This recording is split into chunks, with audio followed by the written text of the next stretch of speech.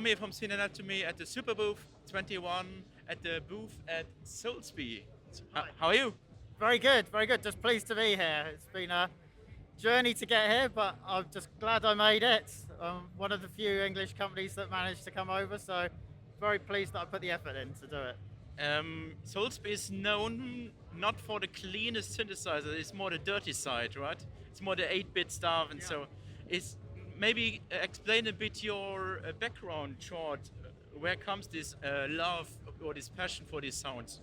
Well, I've always had a love for chiptune, but I mean, I went back as a kid programming my home computer, and that was, we didn't call it chiptune. I was just making music on a home computer at that point, and then I went through Amigas, and then obviously it became a scene. I never became a chiptune artist. I was in a band that did synth pop. But then it just sort of, when I wanted to get into making synthesizers, when that time came, it kind of felt like a natural fit, because I was interested in doing these more, pushing these lower end chips than just buying a huge, 32-bit microcontroller or FPGA or something, and just doing it where you got, megahertz or gigahertz to play with. We're running at 16 megahertz, 8-bit, and all the sound, even now, as you'll hear, the sound compared to the Atmegatron 1 has come on a long way. We've added analog elements to it as well. I'm just still fascinated. In fact, one of the main things I want to show you today is the piano sound. So it's gritty, but you can smother it in reverb, and then it sounds all right. But I think this entire world of 8-bit is a very own community, right? Because you have the synthesizer world, and then many guys were interested in this 8-bits trackers or 8-bit sounds and so on.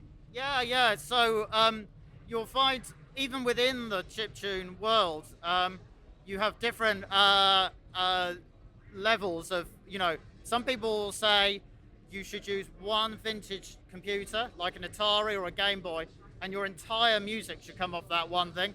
Other people will say, well, you can actually mix and match things. And some people say, as you can just do it all with simulating plugins, simulate the sound. You'll often find YouTube videos where someone will say, oh, it's a chiptune cover of this song. It's not, they're just playing it on a square wave on a VST. But it all depends where you want to go. I know plenty of chiptune puritans that say, this is not pure enough. This is not a vintage chip, because they're Atmegas, they're recent chips doing the sound. They're not vintage, but that's all about to change, which I'll come on to at this end here, where we are going down the vintage route. And I think you're one of the first known synths from you was the Atmegatron. Yeah. This white one with the wet knob and so on. Yeah, that's right. That was the first one that came out, and then we created the kit, the mini Atmegatron, and then the module, the Ossitron, all based around the same technology, but adding features and tweaking it along the way. And this is really a development, but this is just a whole new league, because we got all the other side of analog and things with it as well. And for Superbooth 21, you are showing an almost finished your polyphonic synth, which is in the works. You're working very long on it, I think. Yeah. Already, you showed it already at Superbooth 29. I'm 18 already. One. And then a new Atmegatron. It's the second version, right? Correct. Yes. So it's a range. It's the ATX range. So you have the Atmultitron, or it's spelled Atmultitron. Atmultitron. Yeah. And there's the Atmegatron 2. Correct. Yes. Yeah. So it's all based around the same range, which is called the ATX range, which is a compatible set of parts that can work in the keyboard or the desktop or the Eurorack world, and they're all compatible and expandable as well. And so with the Atmultitron, you've actually, it's more than just voices. You actually got 8 Atmegatrons, 8 full synthesizers. So we have 8 of these inside of this. Exactly, yes, yeah. 8 of it's not exactly an Atmegatron, it's like a compromise between an Ossitron and an Atmegatron, the best of both worlds. And they can be assigned in completely any combination you want. So for instance, I'm assigning the first 2 here as a duophonic. They can also be flashed with the different firmwares. I don't know if you remember, you got the drum machine, the analog modeling Auditron, 4-voice strings machine. they can be put on. So if I go to zone 4, You have said now you can use these independently, yes, but you can also use them together, right? exactly. So I've got a mix here. So I've got on 8 the drums, and they're called zones. You assign your 8 Atmegatrons into zones. On 2, I've got 4 of them, and that is the piano. Pretty gritty. That is actually a Korg M1 piano sound, but if you know the spec of these cards, you have very little memory. That's actually a piano squished down into just 13 kilobytes. You think normally if you take a modern piano CD, you're gigabytes. We got that piano down into 13 kilobytes. Out of interest, the original Korg M1, I believe, was a 2 megabyte ROM. Half was the piano. So I've even got, taken 1 megabyte down to 13 kilobytes. It's pretty gritty, but you can put the reverb on it. And you've also got the analog side, so I can filter it down a little bit.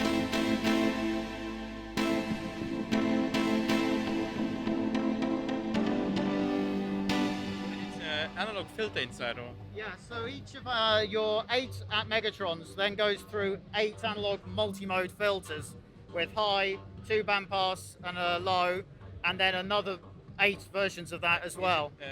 Do you use a specific chip for it? Because maybe something that fits to this 8-bit sound? Yes, yeah, the CEM clone of the day that was in all those early 80s synths, the 3320. So it's actually in the Elka Synthex configuration, which allows you all those different multi-band, multi-mode patterns, and they can all be assigned to any of the combinations and all stored, all digitally inside. So what I'm now understood is you have really 8 of these synths, 8 filters. And then so normally you have 8 voices, and then it goes through one filter section and then it's done. So, but here you have 8 independent ones. Yeah, so true polyphony. But also then it goes through a VCA and effects chip as well. So you've got 8 VCAs. So you can, if you want, you could treat this just like a traditional analog polysynth. You just turn all your voices up to full. You then pass them through the filter and then do the amplitude shaping with the VCAs. And that sounds nice. There's a little tune offset as well, detuner, that detunes all the oscillators by different amounts. So you can actually make it sound quite vintage if you want to do that. And the little brother, because this one is not the polyphonic, this is the Atmegatron again, the version 2. But this one is in mono, or it has also polyphony? It's 2 in 2 ways. It's the second Atmegatron, but you've actually got 2 Atmegatrons inside. Oh. So you have 8 in there and 2 in there. And the thing that you can also do is you can expand. So from the 2 internal synthesizers, you can use these 2 cables and the expander module here, the I/O expander, and then put that sound through any of the other effects. So I've got the filter here.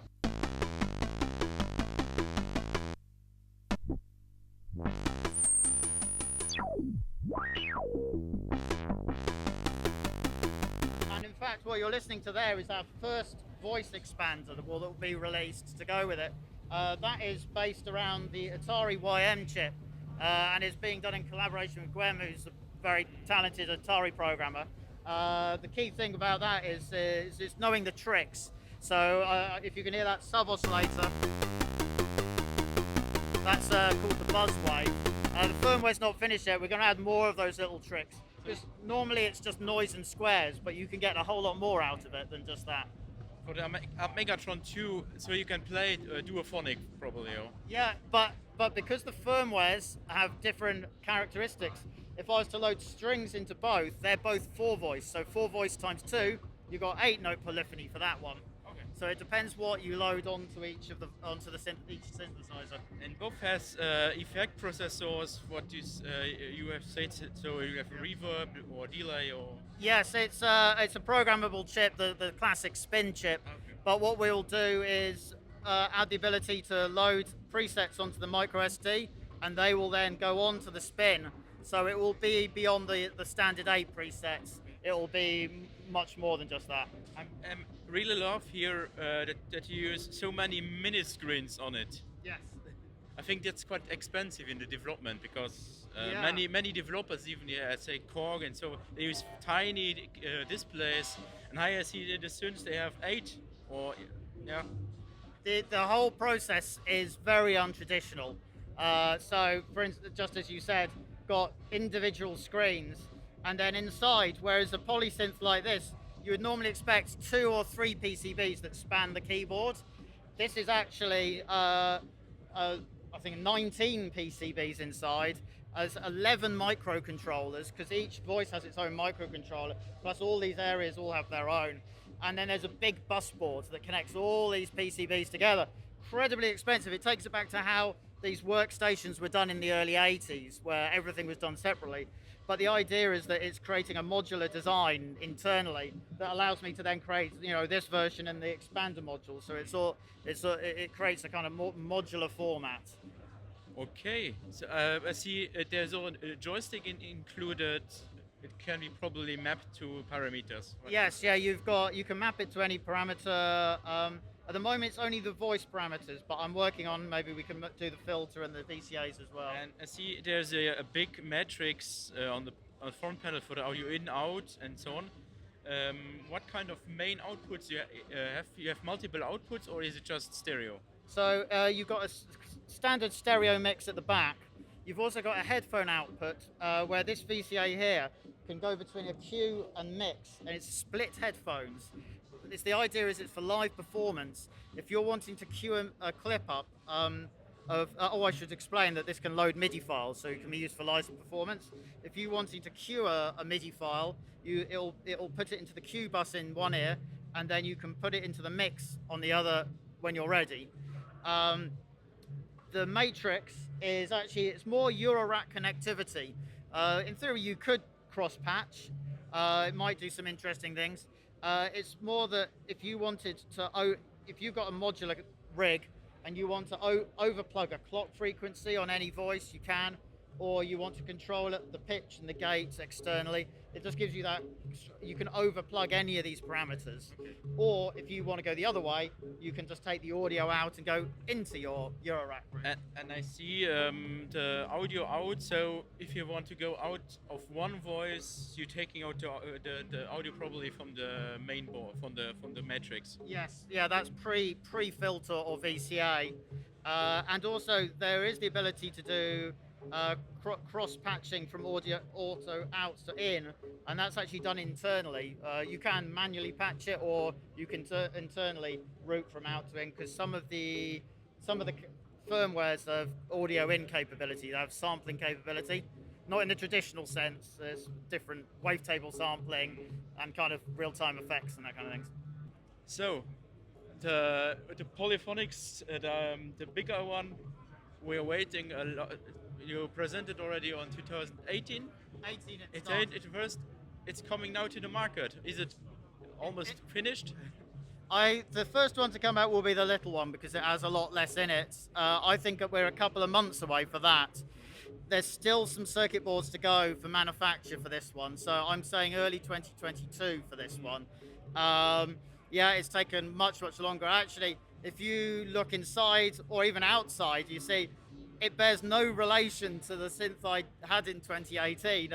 Everything has been revised and revised and revised, but I want to get it right. If I'd gone with that original concept from 2018, it would have been good. So the Atmegatron 2 will be coming soon. That is going to come soon. What is the price of it?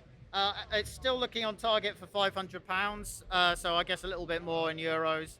And of course that then will then follow. I don't quite know when the production will happen of the expanders that will give you the Atari chip and the filters, but that will give you all the expandability in that. Okay. So you putting out all these features in modules also. Exactly. Yeah. So you get the Atmegatron. You get 2 Atmegatrons in a box. That's already on the go. You've got the built-in MIDI sequencer, and then for future expandability, you can expand it out with extra voices, extra filters, and VCAs. Okay, And this one, is there already a price estimation? That's still, yeah, more of an estimation. I'm thinking at £2,000, so I guess is it to 100 or 200 in euros. So this will be the ultimate 8-bit polysynth. Yeah, it's a performance 8-bit workstation. That's the idea. And the modules, when we can expect the expander and the other new releases? I think they will come after the Atmultitron. That will be so maybe middle of 2022 for that. I want to see the rest of it up and running. The thing of the nature of the modular design of all this is that once this is all up and running, moving on to these ones isn't such a big job because it's actually already designed in the other ones. Okay. Paul, I'm thanking you for the presentation. I'm looking forward to these synths because they are long in development. I saw you multiple, also the NAMM show or the Superbooth, and I'm looking forward to see them now in the shops and what the people, especially the 8-bit community, will say, because this looks very nice. And I'm super happy also to see the Atmegatron in a more rock solid version. Fantastic, thank you. Okay. Big thanks for watching and hope to see you again very soon in one of the next Synthesizers Superbooth videos. Bye!